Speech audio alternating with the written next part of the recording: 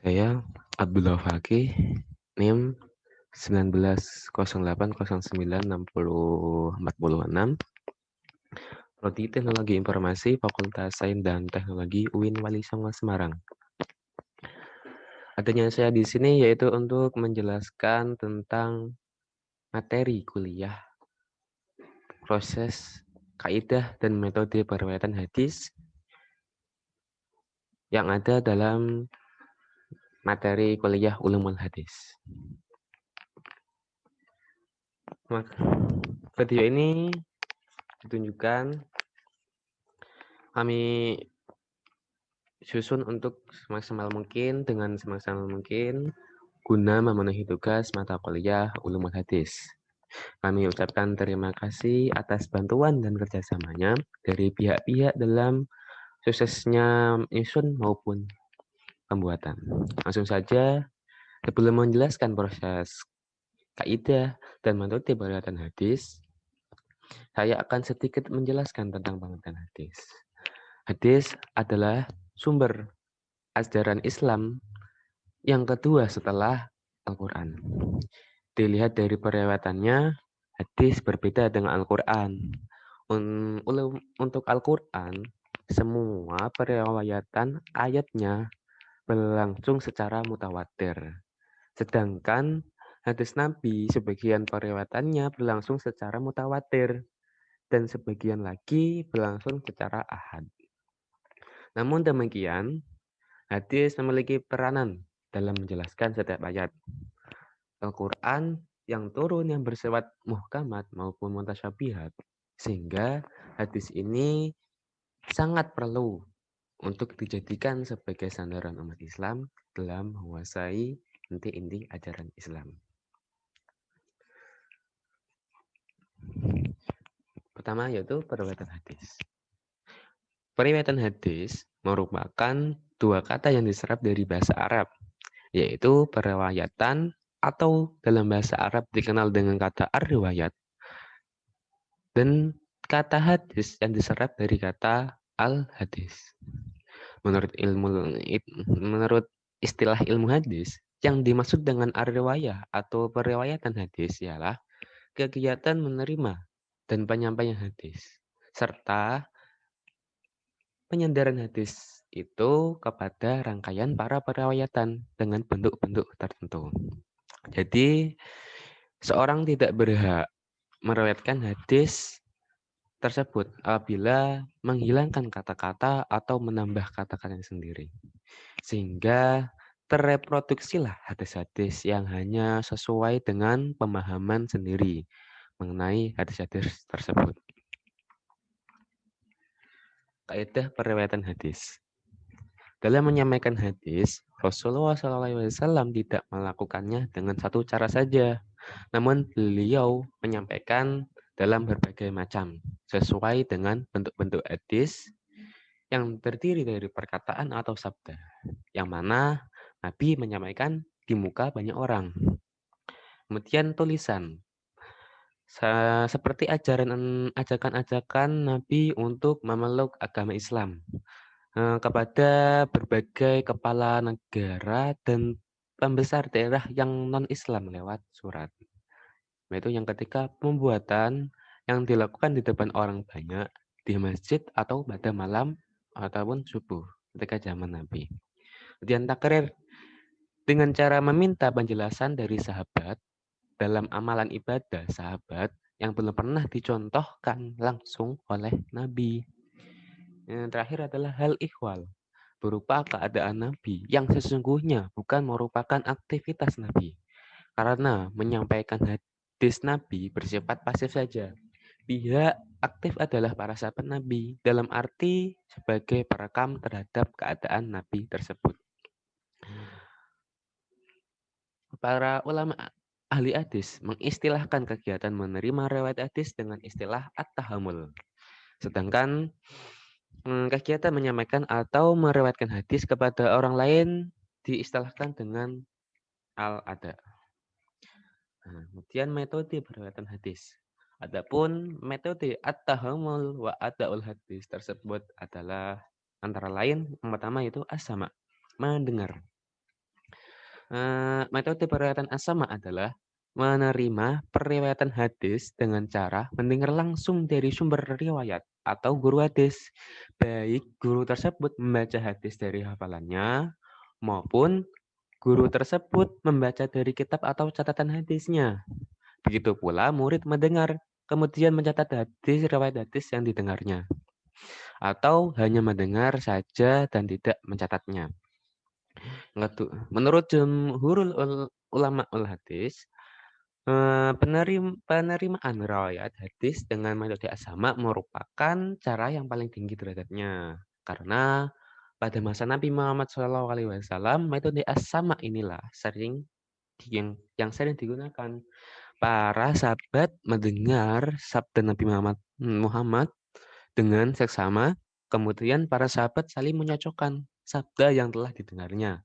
Pada kenyataannya, dengan metode demikianlah hadis dapat terpelihara dari kekeliruan. Yang kedua yaitu al-qiraah, membaca. Metode membaca. Al-qiraah adalah metode periwayatan hadis dengan cara seorang murid membaca hadis di hadapan gurunya, baik ia sendiri yang membaca hadis ataupun orang lain yang membaca hadis di hadapan seorang guru. Sedangkan ia hanya turut mendengarnya. Riwayat hadis yang dibaca di hadapan guru bisa berupa hafalan maupun catatan kitab hadis. Sedangkan guru menyimak dan mengoreksi. Yang ketiga yaitu metode periwayatan al-ijazah, yaitu ijazah. Adalah pemberian izin dari guru hadis kepada muridnya untuk meriwayatkan hadis darinya. Memberi izin dapat dilakukan dengan lisan atau maupun dengan tulisan. Yang keempat yaitu metode al-munawalah, ya, yang bermakna memberi. Al-munawalah adalah seorang guru memberikan naskah hadis kepada muridnya. Itu yang kelima yaitu al-mukatabah, menuliskan. Periwayat hadis dengan cara al-mukatabah ialah seorang guru menulis hadis atau menyuruh orang lain yang adil, yang dabit untuk menuliskan hadis yang diberikan kepada muridnya.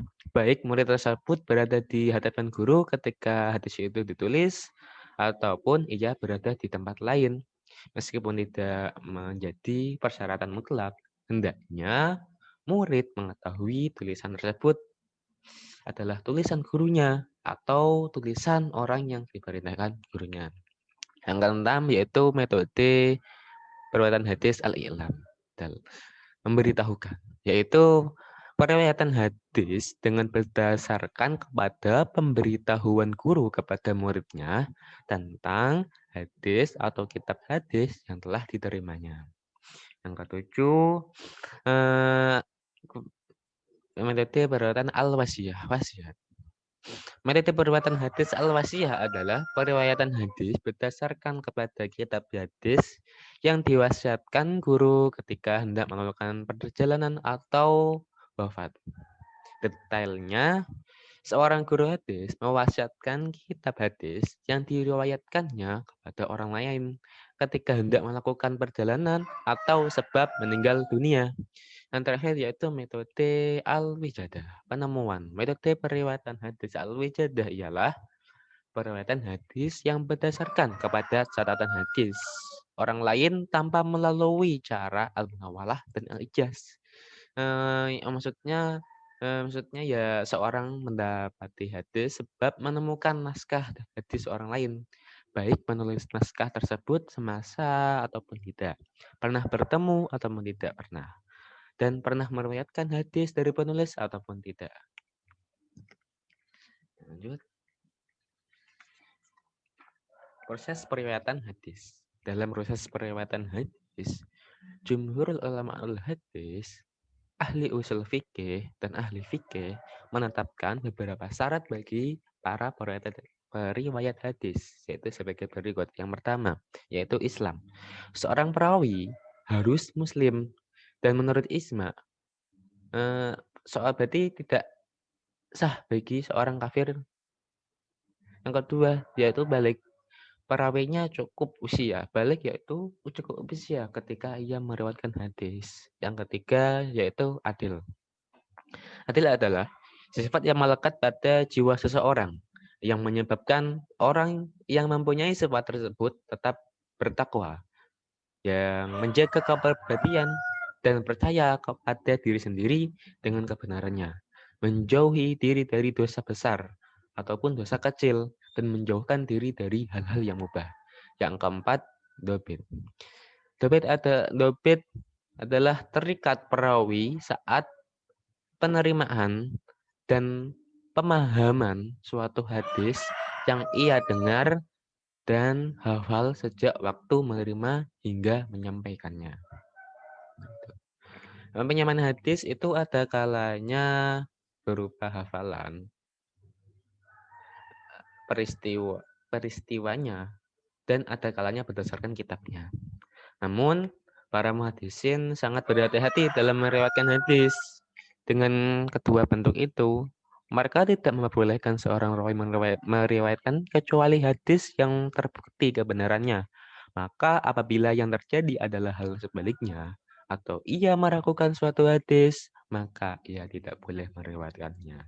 Sebab semua sepakat bahwa seorang rawi tidak boleh meriwayatkannya kecuali hadis yang telah diteliti.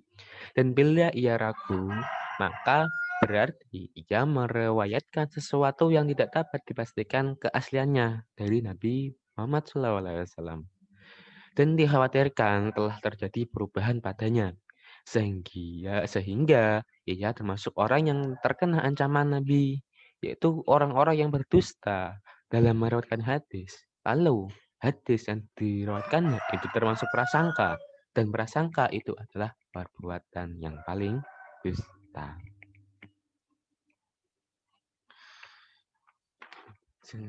Terima kasih. Sejujurnya masih banyak terdapat kekurangan. Oleh karena itu, kami mengharapkan kritik dan saran yang diharapkan untuk kedepannya menjadi refleks agar lebih baik lagi. Demikian yang dapat kami sampaikan. Semoga penjelasan kami tentang proses, kaidah, dan metode periwayatan hadis dapat memberi manfaat bagi kita semua. Wabillahi taufiq wal hidayah. Wassalamualaikum warahmatullahi wabarakatuh.